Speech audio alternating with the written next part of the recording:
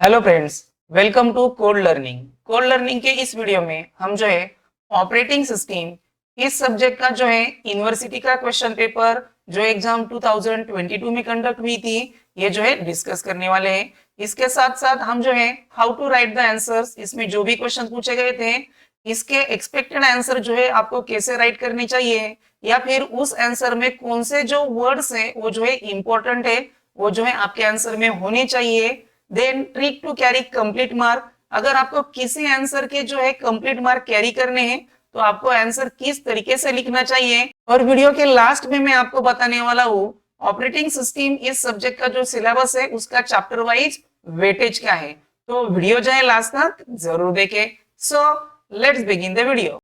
तो ये जो है एसवाई बीबीए इन कंप्यूटर एप्लीकेशन इस स्ट्रीम का ऑपरेटिंग सिस्टम इस सब्जेक्ट का जो 2019 क्रेडिट पैटर्न है, और ये जो सब्जेक्ट है सेमेस्टर 4th में है। इसकी जो एग्जाम कंडक्ट हुई थी 2022 में, इसका जो है क्वेश्चन पेपर है।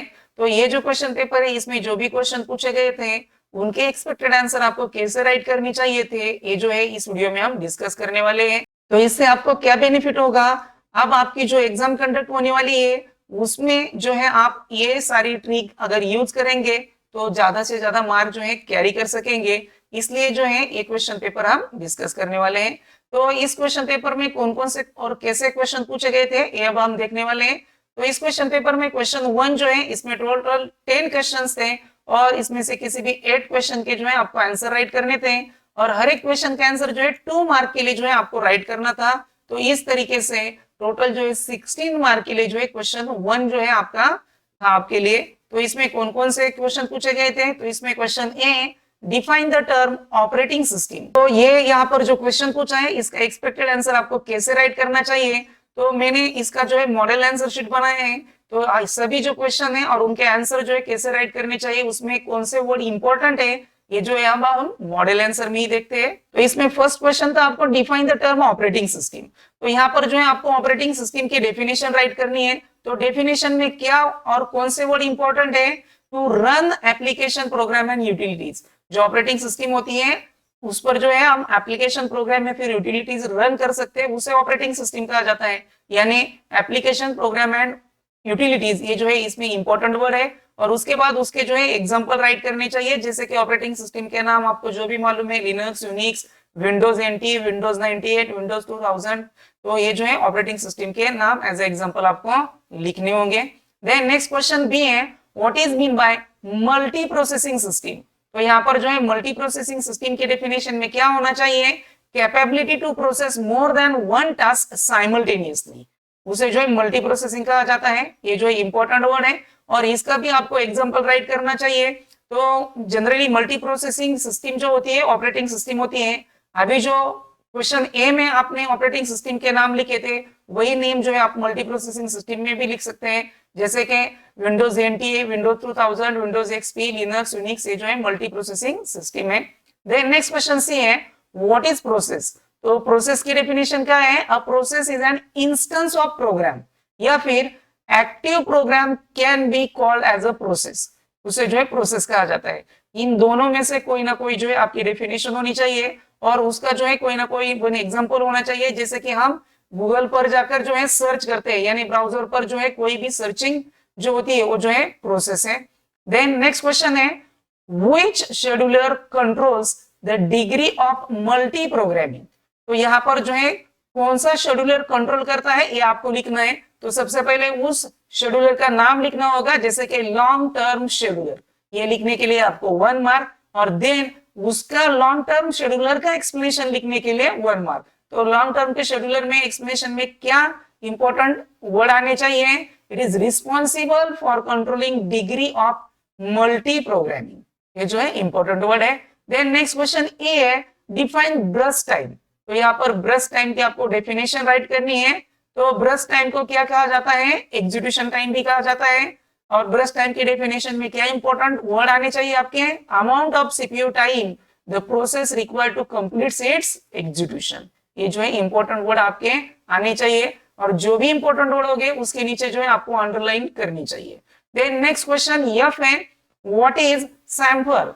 तो यहाँ पर जो है सैंपल की डेफिनेशन राइट करनी है। तो samples refers to the integer variable that are primarily used to solve the critical section problem, उसे जो है सैंपलर कहा जाता है। तो ये जो है आपके आंसर में आना चाहिए।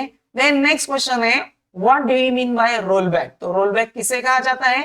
Roll back is the process of returning a database. Database को जो डेटा है फिर से रिटर्न कर दिया जाता है, तो उसे जो है रोल बैक कहा जाता है। यानी हम जो अंडू करते हैं उसे रोल बैक कहा जाता है। देन नेक्स्ट ये क्वेश्चन है what is mean by address binding. तो एड्रेस बाइंडिंग किसे कहा जाता है? The mapping of computer instructions and data to the physical memory location, उसे जो है एड्रेस बाइंडिंग कहा जाता है। और एड्रेस बाइंडिंग के आप जो है टाइप्स मेंशन कर सकते हैं। तो एड्रेस बाइंडिंग के कौन कौन से टाइप है? Compile time address binding, load time address binding, execution time और डायनेमिक एड्रेस बाइंडिंग। तो ये जो है टाइप्स भी यहाँ पर आप मेंशन कर सकते हैं, तभी जो है आप 2 मार्क कैरी कर सकेंगे। देन नेक्स्ट क्वेश्चन है list various operations on a file. तो फाइल पर कौन कौन से ऑपरेशन परफॉर्म किए जाते हैं वो जो है आपको लिस्ट डाउन करने हैं। तो यहाँ पर जो है आपके आंसर में एटलीस्ट 4 कॉमन ऑपरेशन जो है फाइल पर परफॉर्म होने चाहिए। उनका एक्सप्लेनेशन लिखने की जरूरत नहीं है, जैसे create operation, open, write, read, then close, rename, ये जो है ऑपरेशन है उसमें से कोई भी 4 ऑपरेशन यहाँ पर आपको लिस्ट डाउन करने होंगे। देन नेक्स्ट क्वेश्चन जो है what do you mean by seek time in a disk scheduling. तो सीक टाइम किसे कहा जाता है? The time that read write head of the disk takes to move from one disk to the another disk is called as a seek time. तो इस तरीके से जो आपका क्वेश्चन 1 है जिसमें आपको 2 मार्क के लिए जो आंसर राइट करने हैं, उसके आंसर में एटलीस्ट जो है आपके 2 पॉइंट आने चाहिए। जहां पर आपको डेफिनेशन पूछी गई है वहां पर डेफिनेशन जो इंपॉर्टेंट वर्ड होंगे उसके नीचे जो है आपको अंडरलाइन करनी चाहिए और उसका एग्जांपल राइट कीजिए। अगर आपको एग्जांपल नहीं आता है तो उसके अगर टाइप्स मालूम है तो टाइप्स राइट कीजिए। उसका कोई अनदर नेम होगा तो वो भी लिखिए। अगर आपको क्वेश्चन जो है शॉर्टकट में पूछा गया है तो उसका फुल फॉर्म लिखिए। कोई ना कोई जो है 2 पॉइंट लिखने चाहिए, तभी जो है आप 2 मार्क जो है कैरी कर सकेंगे। देन नेक्स्ट क्वेश्चन 2 जो है इसमें टोटल 5 क्वेश्चंस रहते हैं। इसमें से किसी भी 4 क्वेश्चन के जो है आपको आंसर राइट करने थे और हर एक क्वेश्चन के आंसर जो है 4 मार्क के लिए राइट करना है। इस तरीके से टोटल जो है 16 मार्क के लिए जो है क्वेश्चन 2 जो है आपको पूछा गया था। तो इसमें जो भी क्वेश्चन पूछे थे उनके एक्सपेक्टेड आंसर जो है आपको कैसे राइट करने चाहिए ये जो है अब हम देखने वाले हैं। तो आपके क्वेश्चन 2 में फर्स्ट क्वेश्चन पूछा गया था list and explain advantages of multi processor system. तो यहाँ पर जो है आपको मल्टी प्रोसेसर सिस्टम के एडवांटेजेस जो है राइट डाउन करने विद द एक्सप्लेनेशन। तो आपके आंसर में एटलीस्ट 4 एडवांटेजेस होने चाहिए, जैसे कि increase reliability, increase through out, increase economy of scale, cost saving, ये जो है इसके एडवांटेज है। विद द एक्सप्लेनेशन आपको राइट करने होंगे। देन नेक्स्ट क्वेश्चन बी है एक्सप्लेन प्रोसेस कंट्रोल ब्लॉक यानी कि PCB in detail with diagram. Process control block is a data structure that contain information of the process related to it। तो यहाँ पर जो है पीसीबी की सबसे पहले आपको डायग्राम ड्रॉ करनी है, ब्लॉक डायग्राम, उसके लिए जो है 1 मार्क है और उसके बाद उसमें जो भी कंटेंट है वो जो है आपको एक्सप्लेन करना है, उसके लिए 3 मार्क्स। इस तरीके से मार्क्स का डिस्ट्रीब्यूशन रहेगा। तो प्रोसेस कंट्रोल ब्लॉक की जो है इस तरीके से आपको डायग्राम ड्रॉ करनी चाहिए और उसके बाद इसमें जो भी डेटा आइटम्स आते हैं जैसे कि प्रोसेस स्टेट है, process number, program counter, register, ये जो है आपको एक्सप्लेन करने होंगे 3 मार्क के लिए। इस तरीके से जो है इसका आंसर होना चाहिए। देन नेक्स्ट क्वेश्चन है explain different method for recovery from deadlock. तो डेडलॉक रिकवरी की यहाँ पर जो है डिफरेंट मेथड जो है आपको राइट करनी है। तो सबसे पहले डेडलॉक रिकवरी क्या होता है ये जो है आपको मेंशन करना होगा, उसके लिए 1 मार्क और उसके बाद जो है उसकी मेथड जो है उसको आप राइट कीजिए। तो डेडलॉक रिकवरी किसे कहा जाता है? Resolve the deadlock by breaking the cycles of resource dependency between the process involve in the deadlock. तो ये जो है साइक्लिक डिपेंडेंसी जो है उसे जो है आपको ब्रेक डाउन करना है। उसे जो अगर आपने ब्रेक डाउन कर दिया तो उसे जो है डेडलॉक रिकवरी कहा जाता है।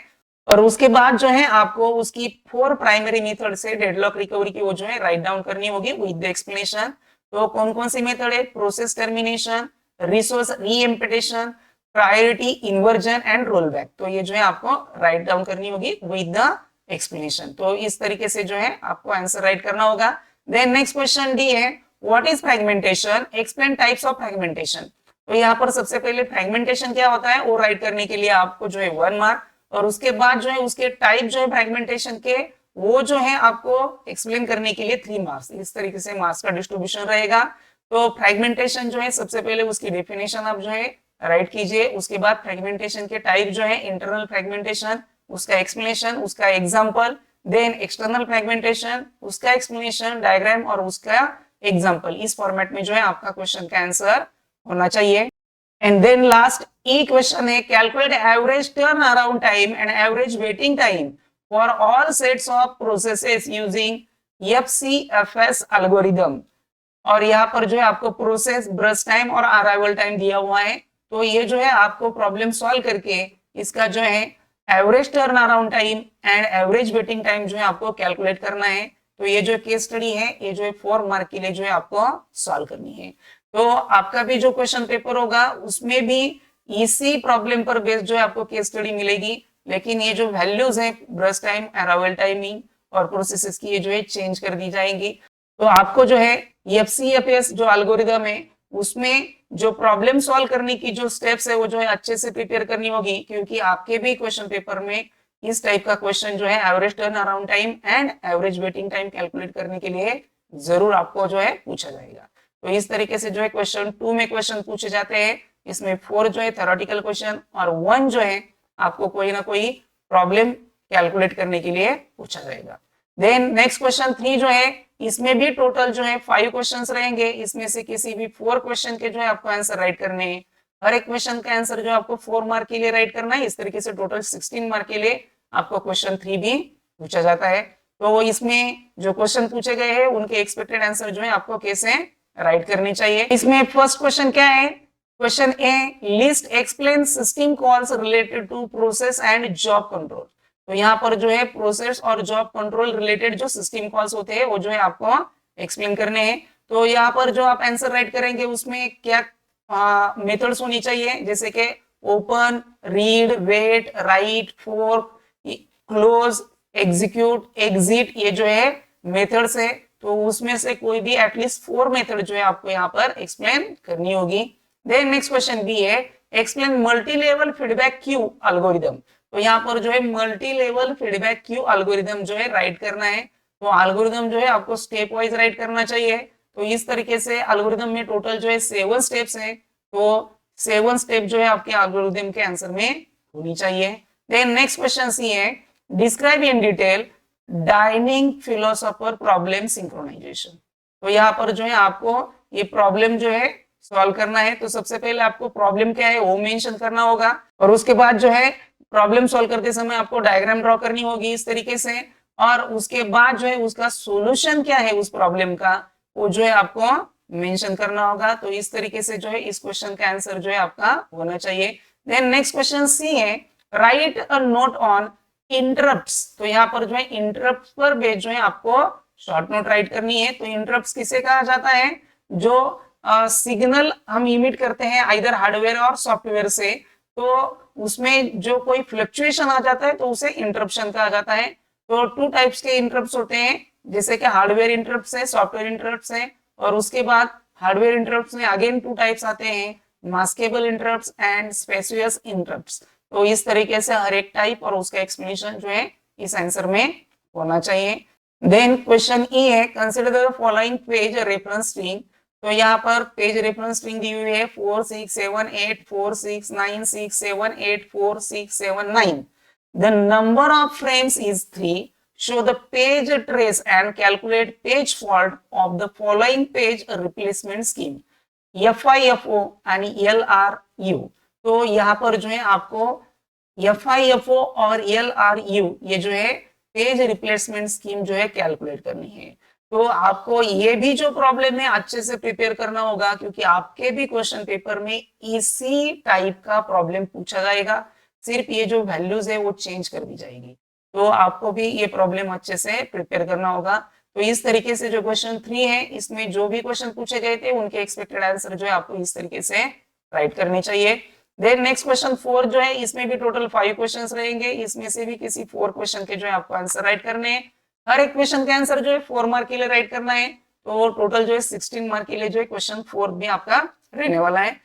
तो इसमें कौन कौन से क्वेश्चन पूछे गए थे? तो इसमें question A, what is mean by free space management, define bit vector and grouping. तो यहाँ पर जो है फ्री स्पेस मैनेजमेंट लिखने के लिए आपको 1 मार्क, देन बिट वेक्टर और ग्रुपिंग ये जो है उनके डेफिनेशन और उनके एग्जांपल राइट करने के लिए जो है आपको रिमेनिंग 3 मार्क जो है मिलने वाले हैं। तो फ्री स्पेस मैनेजमेंट किसे कहा जाता है? It has to keep track of all the free blocks present in the disk. और उसके बाद जो है आपको बिट वेक्टर जो है एक्सप्लेन करना होगा, उसका एग्जांपल जो है राइट करना होगा, उसके बाद ग्रुपिंग, एक्सप्लेनेशन, एग्जांपल। तो इस फॉर्मेट में जो है इस क्वेश्चन का आंसर होना चाहिए। देन नेक्स्ट क्वेश्चन बी है, define the term logical address and physical address. तो यहाँ पर जो है लॉजिकल एड्रेस एक्सप्लेन करना और उसका एग्जांपल राइट करने के लिए 2 मार्क, और फिजिकल एड्रेस एक्सप्लेन करने के लिए और एग्जांपल राइट करने के लिए जो है 2 मार्क्स। इस तरीके से मार्क्स का डिस्ट्रीब्यूशन रहेगा। और लॉजिकल एड्रेस और फिजिकल एड्रेस की इस तरीके से आप डायग्रामेटिक रिप्रेजेंटेशन भी कर सकते हैं। Then next question, explain resource allocation graph in detail. तो यहाँ पर जो है रिसोर्स एलोकेशन ग्राफ जो है बंकर्स एल्गोरिथम में आता है, वो जो है यहाँ पर आपको एक्सप्लेन करना है। तो यहाँ पर जो है इस क्वेश्चन के आंसर में सबसे पहले रिसोर्स एलोकेशन ग्राफ क्या होता है वो जो है आपको एक्सप्लेन करना होगा। और जो रिसोर्स एलोकेशन ग्राफ है उसमें जो है 2 टाइप्स होते हैं, प्रोसेस वर्टेक्स और रिसोर्स वर्टेक्स। एंड अगेन जो है रिसोर्स वर्टेक्स के सब टाइप्स हैं, single instance type resource and multi resource instance type resource. तो ये जो है इस तरीके से आप जो है चार्ट सबसे पहले ड्रॉ कीजिए, उसके बाद चार्ट में जो भी पॉइंट आए हैं तो वो जो है हर एक का एक्सप्लेनेशन आपको राइट करना होगा। तो इस फॉर्मेट में जो है इस क्वेश्चन का आंसर होना चाहिए। देन नेक्स्ट क्वेश्चन है, what is the difference between primitive and non primitive scheduling. तो यहाँ पर जो है आपको डिफरेंस राइट करना है। आप जो भी डिफरेंस राइट करेंगे उसमें जो है डिफरेंस में एटलीस्ट 4 पॉइंट होने जरूरी है। तो यहाँ पर प्रिमिटिव और नॉन प्रिमिटिव जो है ये जो है डिफरेंस राइट करना है। आपको जो इजी लगते हैं वो जो है 4 पॉइंट जो आप आपके आंसर में राइट कर सकते हैं। तो प्रिमिटिव जो होता है वो प्रोसेस जो है प्रोसेस कैन बी इंटरप्टेड है, और नॉन प्रिमिटिव जो होता है process can not be interrupted. उसके बाद it has overheads, it does not overheads, it is flexible in nature, it is not flexible in nature, it is expensive, it is not expensive। और उसके example जो है round robin schedule and first come first serve. तो इस तरीके से आप जो है सिंपल जो है एटलीस्ट 4 पॉइंट जो है आपके आंसर में होने चाहिए डिफरेंस के। देन नेक्स्ट क्वेश्चन ये है, assume that there are total 0 to 199 track that are present on each surface of the disk if request queue is 68, 172, 4, 178, 130, 14, 40, 118 and 136. Initial position of the head is 25. Apply FCFS disk scheduling algorithm and calculate total head movement। तो ये जो problem है FCFS disk scheduling algorithm का, तो ये भी आपको अच्छे से प्रिपेयर करना होगा, क्योंकि आपको भी इसी फॉर्मेट में इसी टाइप पर जो है बेस क्वेश्चन पूछा जाएगा। सिर्फ ये जो वैल्यूज है उसे चेंज कर दिया जाएगा। तो आप जो है वो सॉल्व करने की जितनी सारी स्टेप्स है एल्गोरिथम की वो जो है अच्छे से प्रिपेयर करके रखिए, तभी जो है आप ये प्रॉब्लम सॉल्व कर सकेंगे। तो इस तरीके से जो क्वेश्चन 4 थे इसमें जो है क्वेश्चन पूछे गए थे और उनके एक्सपेक्टेड आंसर जो है आपको इस फॉर्मेट में राइट करने चाहिए। देन लास्ट क्वेश्चन 5 जो है शॉर्ट नोट का है। इसमें टोटल 3 शॉर्ट नोट रहेंगी, इसमें से किसी भी 2 शॉर्ट नोट के आंसर जो है आपको राइट करने हैं। हर एक शॉर्ट नोट का आंसर जो है 3 मार्क के लिए राइट करना है। इस तरीके से टोटल जो है 6 मार्क के लिए जो है ये क्वेश्चन पूछा जाता है। तो इसमें जो शॉर्ट नोट पूछे गई थी उनके एक्सपेक्टेड आंसर जो है आपको कैसे राइट करने चाहिए। तो इसमें फर्स्ट शॉर्ट नोट है, right a short note on a solution of critical section problem. तो यहाँ पर जो क्रिटिकल सेक्शन प्रॉब्लम क्या है सबसे पहले आपको वो एक्सप्लेन करना होगा। उसके बाद क्रिटिकल सेक्शन प्रॉब्लम कहाँ पर आता है ये जो है डायग्रामेटिकली रिप्रेजेंट करना होगा, और उसके बाद जो है उस प्रॉब्लम के सॉल्यूशन जो है आपको मेंशन करने होंगे, जैसे कि mutual execution, progress, bounded waiting. तो ये जो है आपके एक्सप्लेनेशन में आने चाहिए। देन नेक्स्ट शॉर्ट नोट पूछी गई है मीडियम टर्म शेड्यूलर। तो मीडियम टर्म शेड्यूलर क्या है ये जो है सबसे पहले आपको एक्सप्लेन करना होगा। और देन मीडियम टर्म शेड्यूलर की कौन कौन सी रिस्पॉन्सिबिलिटीज होती है वो जो है आप यहाँ पर एक्सप्लेन कर सकते हैं, जैसे कि managing the blocks, waiting for the process, managing resource usage, process prioritisation. तो ये जो है आप एक्सप्लेन कर सकते हैं। देन नेक्स्ट क्वेश्चन है explain index allocation in briefly. तो सबसे पहले आपको इंडेक्स एलोकेशन स्कीम क्या होती है ये जो है आपको एक्सप्लेन करना होगा। देन उसका जो है आप डायग्रामेटिक रिप्रेजेंटेशन कीजिए, और उसके बाद उसके एडवांटेजेस डिसएडवांटेज इस फॉर्मेट में आप आंसर लिख सकते हैं। इस तरीके से जो भी आपके शॉर्ट नोट के क्वेश्चन थे उनके आंसर में जो है आपको जो उसके बारे में मालूम है, जैसे कि अगर वो उसके टाइप जानते हैं तो टाइप भी लिख सकते हैं, एडवांटेजेस डिसएडवांटेज उसके डायग्राम मालूम है तो वो भी ड्रॉ कर सकते हैं। जो शॉर्ट नोट के क्वेश्चन होते हैं उसमें आपको आंसर राइट करने में फ्रीडम होता है। तो इस तरीके से जो 2022 की एग्जाम हुई थी उसका जो है एक क्वेश्चन पेपर है और उसके एक्सपेक्टेड आंसर जो है आपको इस फॉर्मेट में राइट करने चाहिए थे, तभी जो है आप कंप्लीट मार्क जो है कैरी कर सकेंगे। तो अभी जो हमने क्वेश्चन पेपर देखा उस पर बेस्ड जो है आपके जो सिलेबस यूनिवर्सिटी ने डिजाइन किया हुआ है उसके हर एक चैप्टर का वेटेज कितना है ये जो है अब हम देखने वाले हैं। तो ये जो है ऑपरेटिंग सिस्टम इस सब्जेक्ट का सिलेबस है। तो इसमें जो फर्स्ट चैप्टर है इंट्रोडक्शन टू ऑपरेटिंग सिस्टम, तो ये जो चैप्टर है इस पर बेस्ड जो है आपको टोटल 6 to 8 मार्क के क्वेश्चन जो है इस पर बेस्ड जो है पूछे जाते हैं। तो 2 मार्क का 1 क्वेश्चन और 4 मार्क का 1 क्वेश्चन, तो इस फॉर्मेट में जो है इस चैप्टर पर बेस्ड जो है आपके क्वेश्चन पूछे जाएंगे। तो इस चैप्टर का वेटेज है 6 मार्क के लिए। देन चैप्टर 2 जो है सिस्टम स्ट्रक्चर, तो ये जो चैप्टर है सिस्टम स्ट्रक्चर इस पर भी बेस 1-2 मार्क का क्वेश्चन और 1 जो है 4 मार्क का क्वेश्चन जो है आपको पूछा जाएगा। इसका टोटल वेटेज है चैप्टर 2 का 6 मार्क का इसका वेटेज है। तो टोटल जो है 10 मार्क के क्वेश्चन जो है ये जो थर्ड चैप्टर है प्रोसेस मैनेजमेंट इस पर बेस जो है आपको पूछे जाएंगे। देन नेक्स्ट जो फोर्थ चैप्टर है सीपीयू शेड्यूलिंग, तो आपका जो टोटल सिलेबस है इसमें सबसे इंपॉर्टेंट चैप्टर है चैप्टर 4 सीपीयू शेड्यूलिंग। इस पर बेस जो है आपको 20 मार्क के क्वेश्चन जो है इस चैप्टर पर बेस जो है पूछे जाएंगे। तो अभी जो हमने क्वेश्चन पेपर देखा था उसमें देख लीजिए प्रिमिटिव नॉन प्रिमिटिव शेड्यूलिंग इसका जो है डिफरेंस आपको पूछा गया था। Then first come first serve ये जो शेड्यूलिंग एल्गोरिथम है इस पर बेस जो है आपको प्रॉब्लम जो है पूछा गया था। तो इस तरीके से जो है इस पर बेस जो है आपको ज्यादा क्वेश्चन जो है पूछे जाने के चांसेस है। टोटल जो है 20 मार्क के लिए जो है क्वेश्चन जो है इस चैप्टर पर बेस जो है आपको पूछे जाएंगे। देन नेक्स्ट चैप्टर जो फिफ्थ है प्रोसेस सिंक्रोनाइजेशन, इस चैप्टर पर बेस जो है आपको टोटल 9 to 10 मार्क के क्वेश्चन जो है इस चैप्टर पर बेस जो है आपको पूछे जाएंगे। अभी जो हमने क्वेश्चन पेपर देखा था उसमें जो है सैंपल्स पर बेस जो है आपको क्वेश्चन पूछा गया था। उसके बाद क्रिटिकल सेक्शन प्रॉब्लम इस पर भी बेस जो है आपको क्वेश्चन पूछा गया था। देन नेक्स्ट चैप्टर है चैप्टर 6 डेडलॉक, तो ये जो चैप्टर 6 है डेडलॉक इस पर बेस जो है 10 मार्क के क्वेश्चन जो है इस चैप्टर पर बेस जो है आपको पूछे जाते हैं। तो अभी जो हमने क्वेश्चन पेपर देखा था उस पर बेस जो है यहाँ पर देख लीजिए डेडलॉक हैंडलिंग इस टॉपिक पर बेस जो है आपको क्वेश्चन यहाँ पर पूछा गया था। तो ये जो 6 चैप्टर है इस पर बेस जो है आपको टोटल 10 मार्क के क्वेश्चन जो है इस चैप्टर पर बेस जो है आपको पूछे जाते हैं। देन नेक्स्ट चैप्टर जो है चैप्टर 7 मेमोरी मैनेजमेंट, तो ये जो चैप्टर है चैप्टर नंबर 7 ये जो है आपका सेकंड सबसे इंपॉर्टेंट चैप्टर है। इस पर बेस जो है आपको 15 to 20 मार्क के क्वेश्चन जो है इस चैप्टर पर बेस जो है आपको पूछे जाते हैं। अभी जो हमने क्वेश्चन पेपर देखा उसमें 17 मार्क्स के क्वेश्चन जो है इस चैप्टर पर बेस जो है आपको पूछे गए थे। तो यहाँ पर देख लीजिए लॉजिकल और फिजिकल एड्रेस इस कंसेप्ट पर जो है आपको अभी जो क्वेश्चन पेपर देखा उसमें जो है क्वेश्चन पूछा गया था। उसके बाद फ्रेगमेंटेशन पर बेस जो है इस पर क्वेश्चन जो है आपको पूछा गया था। उसके बाद पेज रिप्लेसमेंट एल्गोरिथम इस पर बेस जो है क्वेश्चन पूछा गया था। तो यहाँ पर देख लीजिए वर्चुअल मेमोरी मैनेजमेंट में जो है ये 4 पॉइंट आते हैं उसमें से कोई ना कोई 1 पॉइंट पर जो है आपको क्वेश्चन पूछा जरूर जाएगा। तो इस तरीके से ये जो है सेकंड सबसे इंपॉर्टेंट चैप्टर है chapter number 7। Then next chapter जो है चैप्टर नंबर 8 फाइल मैनेजमेंट, तो ये जो फाइल मैनेजमेंट चैप्टर है उस पर बेस जो है 6 मार्क के क्वेश्चन जो है इस चैप्टर पर बेस जो है आपको पूछे जाते हैं। तो यह अभी जो हमने क्वेश्चन पेपर देखा था उसमें जो है 2 मार्क के लिए देख लीजिए आपको फाइल के जो ऑपरेशंस है वो जो है लिस्ट डाउन करने के लिए जो है क्वेश्चन जो है यहाँ पर पूछा गया था। उसके बाद इंडेक्सिंग करने के लिए जो है आपको यहाँ पर शॉर्ट नोट भी इस चैप्टर पर बेस जो है आपको पूछी गई थी।